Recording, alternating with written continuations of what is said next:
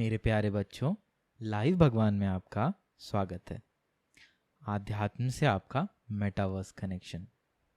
कहानियाँ हमारे व्यक्तिगत विकास और सामाजिक विकास में महत्वपूर्ण भूमिका निभाती है। जीवन के नए सबक सीखने के लिए इस लघु कथा को अंत तक सुनने के लिए तैयार हो जाओ। सियार और ढोल। एक समय की बात है, दो राजाओं के बीच एक जंगल में बड़ा युद्ध हुआ। इस युद्ध में एक राजा हारा और एक राजा जीता। इस युद्ध के बाद दोनों सेनाएं अपने अपने नगर लौट आईं। सेना का एक ढोल, जिससे सैनिक रात में वीरता की कहानियां सुनाते थे, वह पीछे रह गया। युद्ध के कुछ दिन बाद वह हवा के झोंके से लुढ़कता लुढ़कता सूखी पेड़ के नीचे जा टकराया। उस पेड़ की सूखी टहनियां ढोल से जब तेज हवा आती तो बार बार टकराती और ढोल से धम धम की आवाज सुनाई देती थी।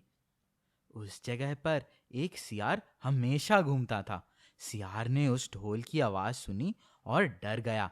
उसने सोचा कि ऐसा कौन सा जानवर है जो ऐसी जोरदार आवाज निकालता है। इससे तो पहले कभी नहीं देखा। वह किसी पेड़ के पीछे छुपकर उस ढोल को देखकर सोचता है कि इस जानवर के 4 पांव हैं या फिर ये जानवर उड़ता है। जब एक बार सियार एक छोटी झाड़ी के पीछे बैठकर उस ढोल को देख रहा था, तभी उस पेड़ से ढोल पर गिलहरी कूदती है और धीमे से ढोल की धम आवाज निकलती है।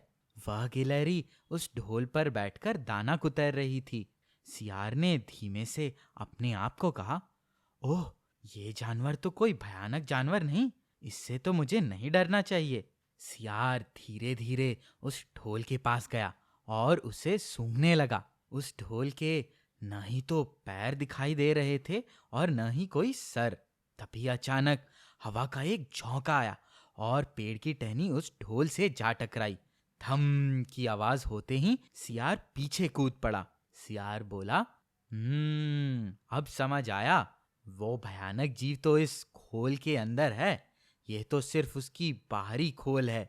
धम की आवाज से ऐसा प्रतीत होता है कि वह इसके अंदर रहता है। वह मोटा, तगड़ा और चर्बी से भरा होना चाहिए, तभी इतनी जोर जोर से धम धम की आवाज निकाल रहा है। इसके बाद सियार अपनी मांद में गया और सियारी से बोला, ओ सियारी, आज एक मोटा ताजा शिकार पता करके आया हूं, तू दावत खाने के लिए तैयार हो जा। इतना सुनते ही सियारी ने पूछा, तो तुम उसका शिकार करके क्यों नहीं लाए? सियार ने सियारी को जवाब दिया, मैं तुम्हारी तरह मूर्ख नहीं। वह जानवर एक खोल के अंदर छुपकर बैठा है।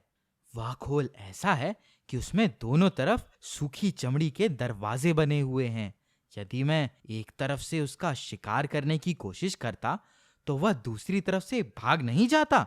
सियार और सियारी चांद निकलने के बाद उस ढोल की ओर चल दिए। ढोल से थोड़ी ही दूर पर थे कि अचानक एक तेज हवा का झोंका आया और पेड़ की टहनियां ढोल से टकराते ही धम धम की आवाज गूंज उठी। सियार ने हल्के से सियारी के कान में कहा, तुम्हें अभी उसकी आवाज सुनाई दी? थोड़ा सोचो, यदि इसकी आवाज इतनी दमदार है तो वह खुद कितना मोटा और ताजा होगा।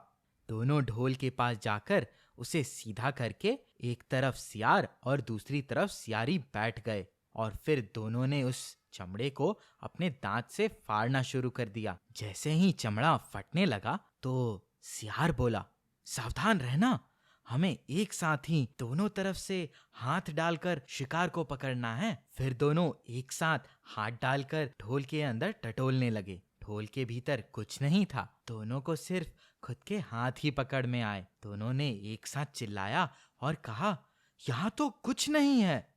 फिर दोनों अपना सर पीटते रह गए। ये था इस कहानी का अंत। धन्यवाद। फिर से पधारे और सुनते रहें।